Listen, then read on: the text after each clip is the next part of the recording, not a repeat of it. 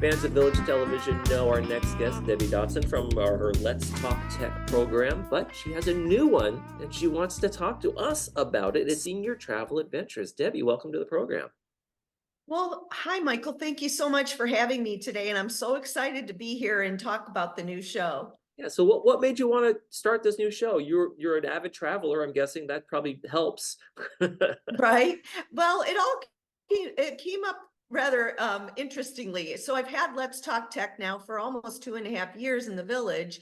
And I was serving on the board, and my board service ended in November. And I thought, what am I going to do with myself? And I wanted to expand my travel. So I actually was going to put a little bit of travel segment pieces into Let's Talk Tech.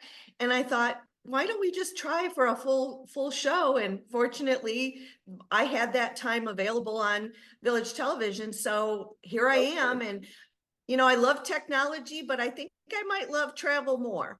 Well, no doubts. In fact, I got to know your name a little bit, obviously from the show. I've heard of the show, but also you would send us some pictures from Antarctica and Ireland and all these. And like, I want Debbie's life. I want to hear you come in and host the show. I'll take your life for a month or so. Yeah, it's interesting. I travel primarily solo travel. My husband he doesn't have the same wanderlust that I do. And so he's very good about it, though. He takes care of the cat, and Yeah, goes to the I go mailbox, on my gets the mail out of the adventures. mailbox, takes care of the cat, and you're off, on adventures all around the world. Yep. So, what are folks going to see on the program? What do you hope to kind of bring in terms of the what we're going to see, what you're going to talk about, what you're going to cover? Well, I really want to bring, something that provides entertainment, of course, but also education, and to empower the senior traveler to go ahead and take the trip. So we're going to talk about travel tips, places to go, things you can do, how to stay safe while you're traveling. We have a lot of different people in the community, from an avid expert traveler to someone who may be just watching the show from their living room. And I want to reach that entire audience. So it's going to be much like the other show, where I'm going to have segments that cover different things. My first show is already actually filmed when this kind of all came about. So you'll see a Zoom interview with someone from the UK that has a solo female travel group on Facebook with over 500,000 members. Wow. So although I'm going to focus more on senior travel, but because I am a solo female traveler, some of my stuff that's already been filmed is related to that. But I want to reach all audiences with empowerment and taking the trip, because we don't know what life holds tomorrow. Absolutely, absolutely. Great advice. Now, you're a teacher, so you know that you do your homework before you present to your class. How much homework do you put in on these shows in terms of research and the places to stay and the cost effectiveness of the travel before you go out and book this yourself and then show folks what you've done?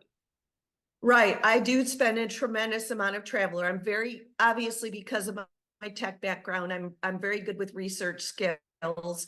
And actually, funny you should mention this part, because Chat GPT and AI has become an integral tool in travel, particularly for a senior audience. So I'm going to be Wow. covering that in my next episode as well, using that to help you with your research. Now, that's not to say you won't still have to do more, but it's a beneficial tool that we didn't have a few years back. I'm also not saying you shouldn't use a travel agent if that's what you're comfortable with. I'm not a travel agent. I just traveled for business for many, many years and was very good with my logistics. And I Right. just carried that over to my recreational travel. And a travel agent certainly is an amazing asset to have, especially if you're doing something like, I remember a friend of mine was doing a specialty tour in Africa, and they were going to go see the gorillas. They were going to go see the Yes, and there's some things that, a travel agent can really help you with. So exactly. what do you think you do differently in terms of how since you don't use a travel agent, what do you do differently to make sure your excursions really kind of and your adventures really kind of hit the mark for you? Well, a couple of different ways. First of all, you have to decide what's your bucket list. What Mm. is your most what is it that you really want to see? And a lot of times I hear people say, "Well, I've got like 10 or 12 things," and I probably personally, I probably have 20, but I heard a really good trick. You write it down on a piece of paper and you put it in a jar and you pick one out and you start researching that and you find the best deals. Again, going back to the internet and the ability that we have now to search is Right. just incredible. And then I decide what my budget is and what do and then when I find that location, what are the most important things for me that I want to see when I get there? The Northern Lights is a great example. I wanted to see the Northern Lights. And so for me, I specifically research tours and tour companies. Now, I don't always just go on my own. I've taken formal tours as a solo, which has been incredibly fun. And I've met some great people around the world. But, you know, I wanted Northern Lights. So I started looking at what can I find for Northern Lights and what's in my budget and what kind of time frame. I was extraordinarily fortunate. I went at the end of November and the beginning of December. I got to see the Northern Lights 2 nights in a row. That doesn't Wow. always happen. So someone was looking after me to make sure I got what I wanted out of that trip. But I decided I was already halfway across the world a little bit there anyway. So I went on and took another tour where I went through Amsterdam and Belgium and France and ended up back in London. So I wanted to maximize my budget. And so taking this one flight where I could have a stopover in Iceland was very economical in comparison to doing 2 different trips there. So you just have Right. to be practical, pragmatic, and make sure it's what you really want to do. Sometimes I hear people a trip is cheap and they take it whether they're really interested or not. Mhm. Yeah, and I like the So idea of, like, the fact you were in Europe already, and so if I've never been to Germany and I can literally take a little shuttle flight for a couple $100, it makes sense to combine a couple of things on your bucket list at once for folks who have that kind of stamina, of course. And we're gonna have to right, talk offline right. about I more. have a lot of energy. I have a Clearly. lot of energy and Clearly, you're I doing admit fine that. on energy. But we'll have to talk offline about Northern Lights because that's actually on my bucket list. But for folks who don't have the budget, or folks who are saying, "Hey, we'd love to, but we don't have the means," what are some like local things that you would suggest, or how do folks find the local adventures that they can still have some fun? Absolutely. And I'm going to be covering that too in the show with you know, in our backyard type segment. Where can you go locally? Well, obviously the Laguna Beach has, you know, amazing things to see, but many of our clubs have excursions, daytime excursions where you can take the bus so you don't have to worry about driving, parking. You pay one fee, you get to see that. I understand that the Chicago Club, I believe, is taking a trip to San Diego in April. Hmm. All these clubs when they do have trips, they will show up in the Globe. And also you can get them on the Laguna Woods website. But yeah, you don't have to spend a lot of money to go places. And there are economical tours. In the current episode, when I was speaking to the person from the UK, we were talking about work away programs. You can do volunteerism if you want to go on a big trip. So it can be as easy as driving the you know the 10-minute drive to Laguna Beach or an hour and a half down to San Diego.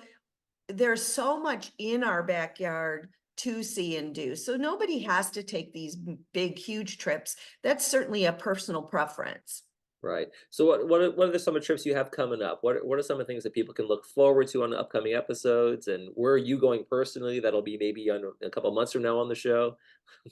Yep, yes. So where I'm going to be going next is interestingly enough, I got invited to go to a meeting in New Orleans, and I have not been to New Orleans. So I'm tagging on an extra day there so I can go and see some of the sites and get some stuff on film.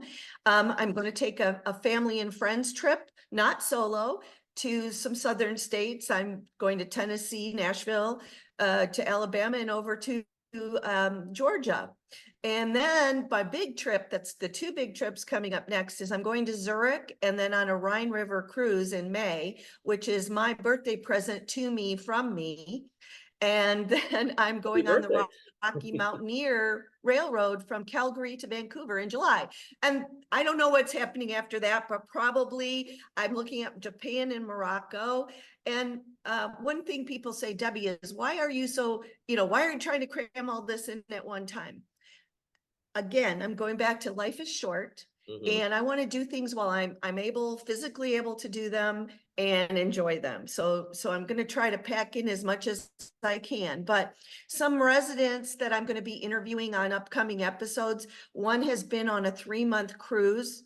Another was in Indonesia for 3 months.